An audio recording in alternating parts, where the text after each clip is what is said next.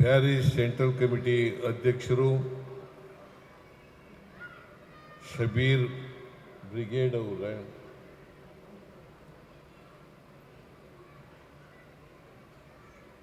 ಬ್ಯಾರಿ ಸಾಹಿತ್ಯ ಅಕಾಡೆಮಿಯ ಅಧ್ಯಕ್ಷರಾದಂಥ ಶ್ರೀ UH ಕುಮಾರ್ ಅವರ,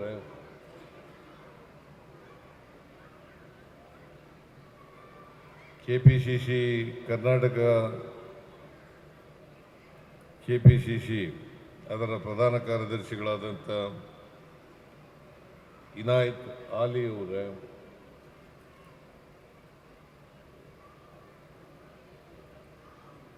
ಕಾಂಗ್ರೆಸ್ ಮುಖಂಡರು ನಿವೃತ್ತ ಪೊಲೀಸ್ ಅಧಿಕಾರಿಯೂ ಆದಂಥ ಶ್ರೀ GA ಬಾವಾ ಅವರ, ವೇದಿಕೆ ಮೇಲೆ ಇರ್ತಕ್ಕಂಥ ಇತರ ಎಲ್ಲ ಆಹ್ವಾನಿತ ಗಣ್ಯರೇ, ಇಲ್ಲಿ ನೆರೆದಿರ್ತಕ್ಕಂಥ ಬ್ಯಾರಿ ಸಮುದಾಯದ ಎಲ್ಲ ಬಂಧುಗಳೇ, ತಾಯಂದಿರೇ, ಯುವಕ ಮಿತ್ರರೇ, ಮಾಧ್ಯಮದ ಗೆಳೆಯರೇ, ನಾನು ಇವತ್ತು ಸಿಂಚಣಿಗೆ ಹೋಗಿದ್ದೆ, ರಾಯಚೂರಿಂದ ಆಚೆ. ಅದು ಯಾದಗಿರಿ ಮತ್ತು ರಾಯಚೂರು ಬಾರ್ಡರ್ನಲ್ಲಿದೆ. ಅಲ್ಲಿಂದ ನೇರವಾಗಿ ಇಲ್ಲಿಗೆ ಬಂದಿದ್ದೀನಿ.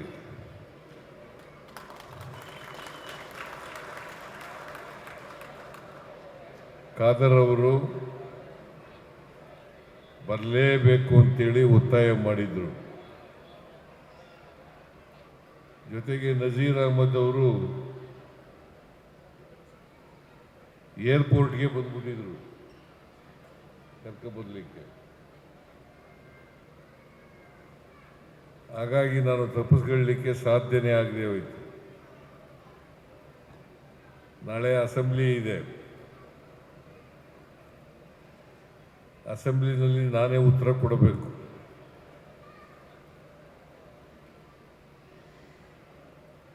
ಅದಕ್ಕೆ ಖಾದರ್ ಅವ್ರಿಗೆ ಕೇಳ್ಕೊಂಡೆ ಎಷ್ಟೊತ್ತು ಬರಬೇಕಪ್ಪ ಅಂತ. 12 ಗಂಟೆ ಬಂದರೆ ಸಾಕು ಅಂತ ಹೇಳಿದ್ದಾರೆ. ನಾನು 12 ಗಂಟೆಗೆ ಹೋಗ್ತೀನಿ. ನಾನೇ ಸರ್ಕಾರದ ಪರವಾಗಿ ಉತ್ತರ ಕೊಡಬೇಕಾಗಿರೋದ್ರಿಂದ ತಯಾರಿ ಆಗಬೇಕು. ಇಲ್ಲಿವರೆಗೂ ತಯಾರಿ ಆಗಿಲ್ಲ. ನೀವು ಬ್ಯಾರಿಗಳೆಲ್ಲ ದಕ್ಷಿಣ ಕನ್ನಡ ಜಿಲ್ಲೆಯಲ್ಲಿ ವಾಸ ಮಾಡಿ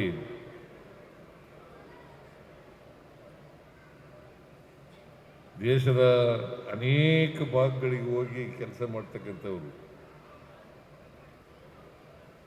ನೀವೆಲ್ಲೇ ಕೆಲಸ ಮಾಡಿದ್ರೂ ಕೂಡ, ಯಾವುದೇ ದೇಶದಲ್ಲಿದ್ದರೂ ಕೂಡ, ನಿಮ್ಮ ಬ್ಯಾರಿಯ ಅಸ್ಮಿತೆಯನ್ನು, ಸಂಸ್ಕೃತಿಯನ್ನು ಬಿಟ್ಟುಕೊಟ್ಟಿಲ್ಲ ಅಂತಕ್ಕಂಥದ್ದೇ ಬಹಳ ಮುಖ್ಯವಾದಂಥ ವಿಚಾರ. ಈ ಬ್ಯಾರಿಗಳು ಒಂದು ರೀತಿ ಜಾತ್ಯತೀತರು. ಇವ್ರಿಗೆ ಅಷ್ಟೊಂದು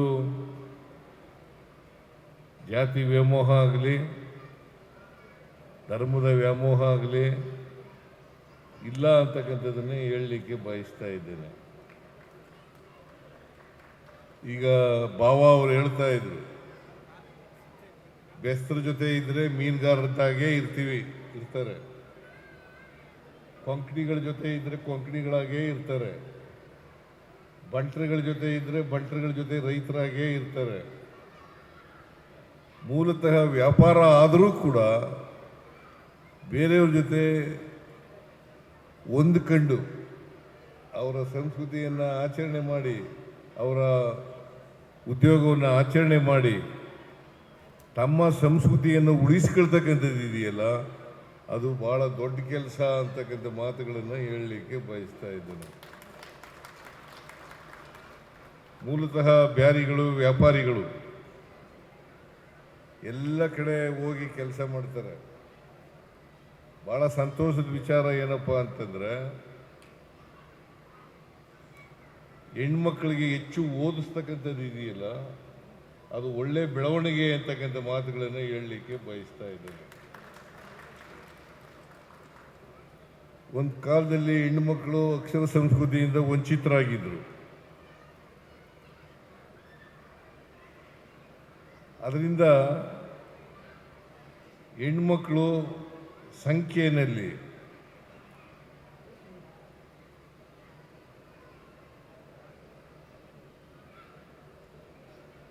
ಅವರು ವಿದ್ಯಾವಂತರಾಗ್ತಕ್ಕಂಥದ್ದು ಕಡಿಮೆ ಆಗಿತ್ತು. ಇತ್ತೀಚಿನ ವರ್ಷಗಳಲ್ಲಿ ಹೆಣ್ಮಕ್ಳಿಗೆ ವಿದ್ಯೆಯನ್ನು ಕೊಡ್ತಕ್ಕಂಥ ಕೆಲಸ ಬ್ಯಾರಿಗಳು ಮಾಡ್ತಾ ಇದ್ದಾರೆ ಅಂತಕ್ಕಂಥ ಮಾತುಗಳನ್ನು ಹೇಳಲಿಕ್ಕೆ ಬಯಸ್ತಾ ಇದ್ದೇನೆ. ಅದು ಅತ್ಯಂತ ಒಳ್ಳೆಯ ಬೆಳವಣಿಗೆ. ಯಾಕಂತಂದರೆ ಲಿಂಗ ತಾರತಮ್ಯ ಹೋಗ್ಬೇಕು. ಲಿಂಗ ತಾರತಮ್ಯ ಹೋಗ್ಬೇಕಾದ್ರೆ ಪುರುಷರು ಮತ್ತು ಮಹಿಳೆಯರು ಎರಡೂ ಕೂಡ ವಿದ್ಯಾವಂತರಾದಾಗ ಮಾತ್ರ ಲಿಂಗ ತಾರತಮ್ಯ ಹೋಗಲಿಕ್ಕೆ ಸಾಧ್ಯ ಆಗ್ತದೆ. ಇದನ್ನು ನೀವು ಮಾಡ್ತಾ ಇರ್ತಕ್ಕಂಥದ್ದು ಉತ್ತಮವಾದಂಥ ಬೆಳವಣಿಗೆ ಅಂತಕ್ಕಂಥ ಮಾತುಗಳನ್ನು ಹೇಳಲಿಕ್ಕೆ ಬಯಸ್ತಾ ಇದ್ದೇನೆ. ಆದರೆ ಒಂದು ಮಾತು ಜ್ಞಾಪಕ ಇಟ್ಕೋಬೇಕು, ನೀವು ಯಾರೇ ನಿಮ್ಮನ್ನು ವಿಭಾಗ ಮಾಡಲಿಕ್ಕೆ ಪ್ರಯತ್ನ ಮಾಡಿದ್ರು ಕೂಡ ನೀವು ಒಗ್ಗಟ್ಟಾಗಿರ್ತಕ್ಕಂಥ ಪ್ರಯತ್ನವನ್ನು ಮಾಡಲೇಬೇಕು.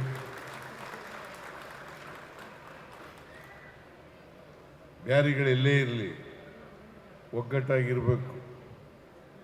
ಯಾಕಂತಂದರೆ ನಿಮ್ಮದು ಒಂದು ಭಾಷೆ ಇದೆ, ಆ ಭಾಷೆಗೆ ಲಿಪಿ ಇಲ್ಲ.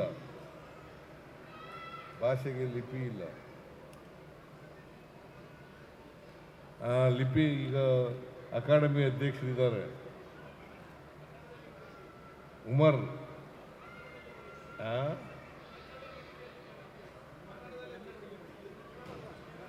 ಕನ್ನಡದಲ್ಲಿ ಲಿಪಿ ಇಲ್ಲದೆ ಇರೋದ್ರಿಂದ ಕನ್ನಡದಲ್ಲೇ ಬರೆಯೋದು. ಗದ್ಯ ಬರೆಯೋದು ಕನ್ನಡದಲ್ಲಿ, ಪದ್ಯ ಬರೆಯೋದು ಕನ್ನಡದಲ್ಲಿ, ಕಾದಂಬರಿ ಬರೆಯೋದು ಇಲ್ಲಿ ಕಥನಗಳನ್ನು ಬರೆಯೋದು ಕನ್ನಡದಲ್ಲಿ. ಆದ್ದರಿಂದ ಈ ತುಳು ಭಾಷೆಗೆ ಮತ್ತು ನಿಮ್ಮ ಬ್ಯಾರಿ ಭಾಷೆಗೆ ಲಿಪಿ ಇಲ್ಲ. ತುಳು ಮತ್ತು ಬ್ಯಾರಿ ಭಾಷೆಗೆ ಲಿಪಿ ಇಲ್ಲ. ಕನ್ನಡದಲ್ಲೇ ನೀವು ನಿಮ್ಮ ತನವನ್ನು ಉಳಿಸ್ಕೊಂಡಿರ್ತಕ್ಕಂಥದ್ದು ಅತ್ಯಂತ ಭಾಳ ಮುಖ್ಯ ಅಂತಕ್ಕಂಥ ಮಾತುಗಳನ್ನು ಹೇಳಲಿಕ್ಕೆ ಬಯಸ್ತಾ ಇದ್ದೇನೆ. ಆದ್ದರಿಂದ ನೀವೆಲ್ಲರೂ ಕೂಡ ಒಗ್ಗಟ್ಟಾಗಿರಿ. ನಾವೆಲ್ಲರೂ ಕೂಡ ಜಾತ್ಯತೀತರಾಗಿರಬೇಕು. ಯಾಕೆಂದರೆ ಯಾವ ಧರ್ಮನೂ ಕೂಡ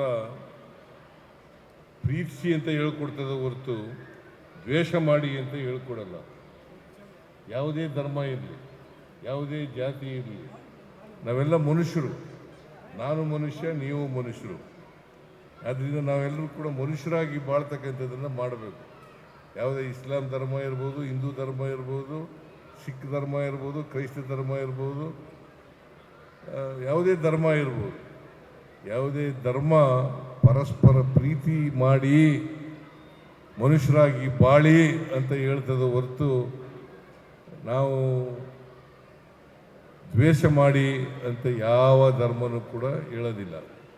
ಆದ್ದರಿಂದ ನಾವು ಧರ್ಮವನ್ನು ನಮ್ಮ ಅನುಕೂಲಕ್ಕೆ ತಕ್ಕಂತೆ ವ್ಯಾಖ್ಯಾನ ಮಾಡ್ತಕ್ಕಂಥದ್ದು ಇದೆಯಲ್ಲ, ಅದು ಸರಿಯಾದಂಥ ಕ್ರಮ ಅಲ್ಲ ಅಂತಕ್ಕಂಥ ಮಾತುಗಳನ್ನು ಹೇಳಲಿಕ್ಕೆ ಬಯಸ್ತಾ ಇದ್ದೇನೆ. ಅದರಿಂದ ಬೆಂಗಳೂರಿನಲ್ಲಿ ಭಾಳ ಜನ ಬ್ಯಾರಿಗಳಿದ್ದಾರೆ. ನಾನು ಹಿಂದೆ ಒಂದು ಸಾರಿ ಬ್ಯಾರಿಗಳ ಸಮ್ಮೇಳನಕ್ಕೆ ಹೋಗಿದ್ದೆ. ಅಲ್ಲಿ ಒಂದು ಬಿಲ್ಡಿಂಗ್ ಇದೆಯಲ್ಲ,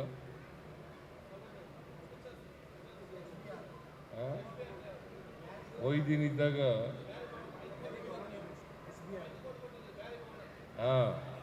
ಬ್ಯಾರಿ ಭವನಕ್ಕೆ ದುಡ್ಡು ಕೊಟ್ಟಿದ್ದೆ ನಾನು. ಆ ಭವನ ನಿರ್ಮಾಣ ಆಗಿದೆ.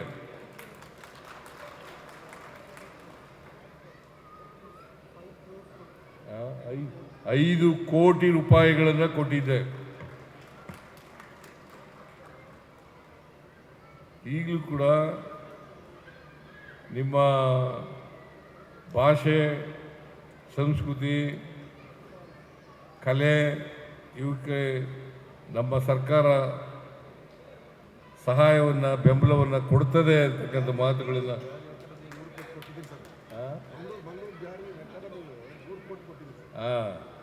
ಬೆಂಗಳೂರು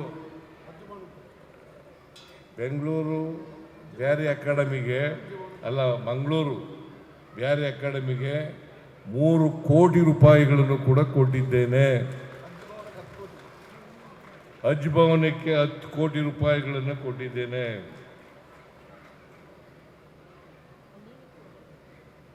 ಖಾದರ್ ಅವರು ನಿಮ್ಮ ಬ್ಯಾರಿಗೆ ಸೇರಿದವರು. ಅವರನ್ನ ಈ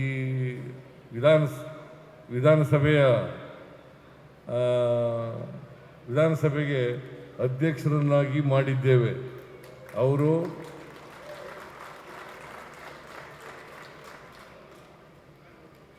ಬಹಳ ನಿಷ್ಪಕ್ಷಪಾತವಾಗಿ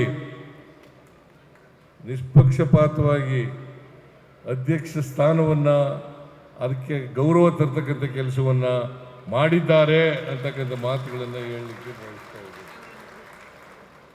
ಆದ್ದರಿಂದ ಇವತ್ತು ನೀವೆಲ್ಲರೂ ಕೂಡ ಸೇರಿದ್ದೀರಿ, ಊಟ ಮಾಡಿದ್ದೀರಿ. ಬೆಳಿಗ್ಗೆ ನಾನು 4 ಗಂಟೆಗೆ ನಿಮ್ಮ ಕಾರ್ಯಕ್ರಮ ಇತ್ತು, ಬರಬೇಕಾಗಿತ್ತು, ಆದರೆ ಬರೋಕ್ಕಾಗಲಿಲ್ಲ, ಕ್ಷಮಿಸಬೇಕು ಅಂತಕ್ಕಂಥ ಮಾತುಗಳನ್ನು ಹೇಳಿ ನಿಮ್ಮೆಲ್ಲರೂ ಕೂಡ ಒಂದೇ ಒಂದು ನಾನು ನಿಮ್ಗೆ ಹೇಳೋದು ಅಂತಂದರೆ, ನಿಮ್ಮ ಅಸ್ಮಿತೆಯನ್ನು ಮುಂದುವರಿಸ್ತಕ್ಕಂಥ ಕೆಲಸವನ್ನು ಮಾಡಿ.